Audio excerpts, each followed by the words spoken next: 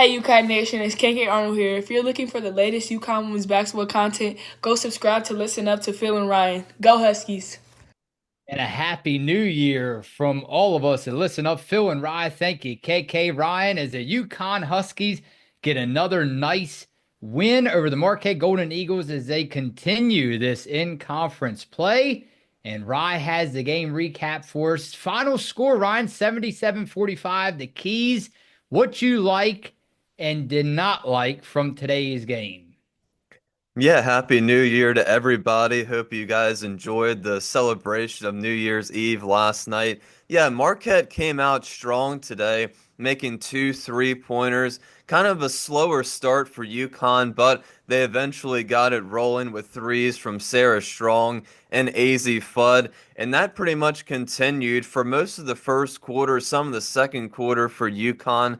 Marquette was able to keep it close in the first quarter, though. Despite their 7 turnovers, Huskies started the second quarter on an 8-0 run. The three-point efficiency was really nice to see in the first half. That's one of the things that we were highlighting that UConn needed to get better at. I think they did in the first half in this game, help them get out to a sizable lead. The passing, the screens, again, was nice to see on offense for UConn. They've done that a lot this year. Jana El Alfie, player I wanted to highlight today. She had a couple of good baskets down low, got another start for the Huskies today. Unfortunately, she did get injured for a little bit. It looked like a hip or a lower back injury, had to go back to the locker room. Luckily, though, she was able to return later in the game, but I think Jana finally had a pretty good game today, so I'm glad to see she got the start and was able to capitalize on that. UConn ended the second quarter, on an 11-2 run. I loved UConn's defensive pressure all around today, the whole entire game, especially again from KK and Ashland off of the bench. Huskies up by 19 at halftime. The Golden Eagles, though, they didn't really stop fighting. Skylar Forbes had about half of Marquette's total points for the game today, but luckily for UConn, again, it was because of their continued defensive pressure and forcing Marquette into around 20 turnovers on the game that they were able to keep their big lead. Again, Jana El Alfie was able to return. I'm glad she's okay. And this is the most balanced scoring UConn has had this season. The efficiency, though, kind of dropped after that first half. I think they should have probably scored more points in this game. Little worried about their offense maybe moving forward. I think there's a couple things maybe they need to tweak, but it was good to see the all-around balanced scoring today, and not the 25 points from Sarah and Paige and kind of 5 from everybody else. So it was good to see all-around balanced scoring. I think KK had a spectacular game off of the bench today, and again, I would just say another all-around good win for the Huskies today. Like, comment, and subscribe. Tell us what you think about today's game. We appreciate everyone on this pod, everyone who comes through and subscribes, watches us. Thank you so much. We love you all. Happy New Year 2025. Ryan, you're right. Skylar Forbes was another big day, 20 points, but they were able to limit the rest of this roster, which was a very good job by UConn.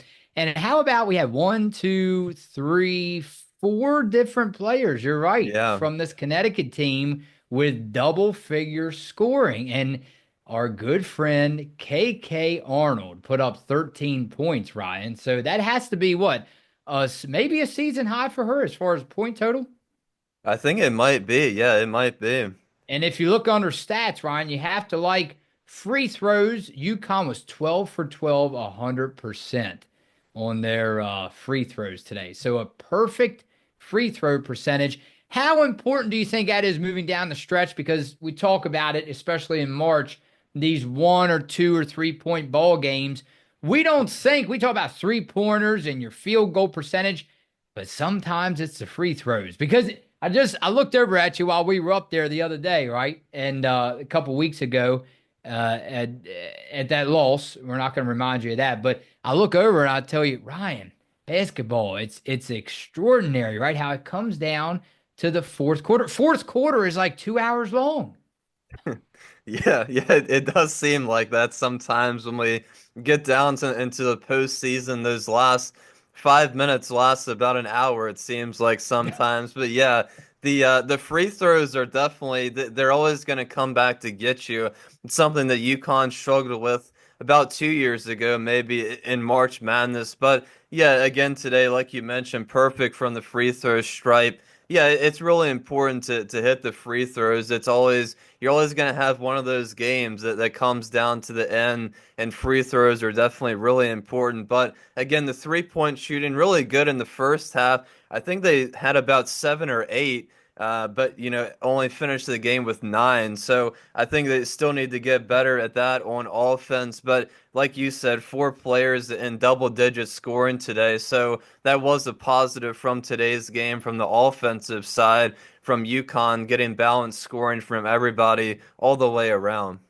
Let's go, Yolanda McKay. I'm sorry. Phil and Rye, your platform is one of the cleanest with UConn fans out here. The negativity on social media towards this team is so disrespectful right now. Thank you for all you do to uplift the UConn fans and players. We have a very competitive team. So proud of their perseverance.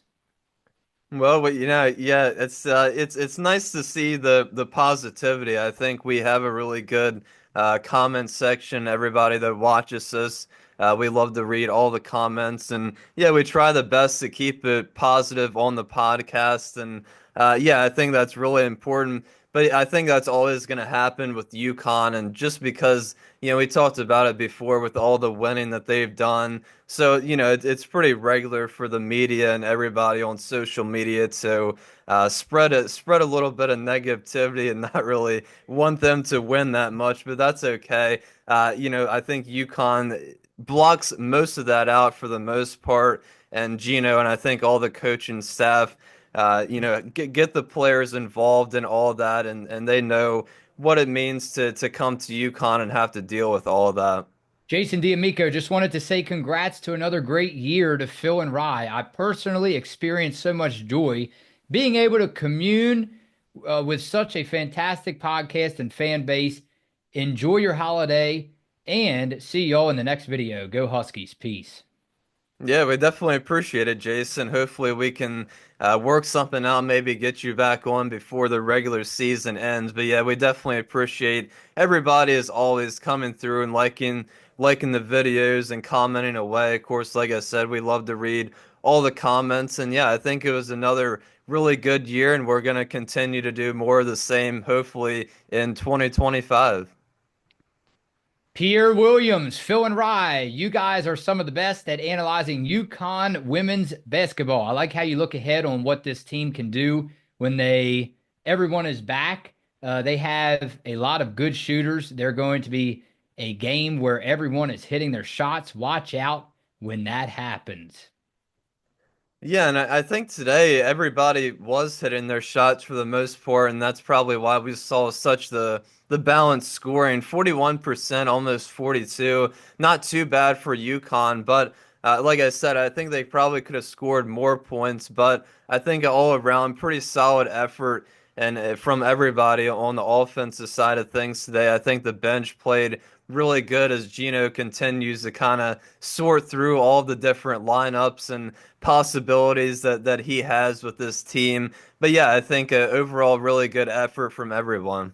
Stevie Kinsey, KK has a jump shot. She's just been passive.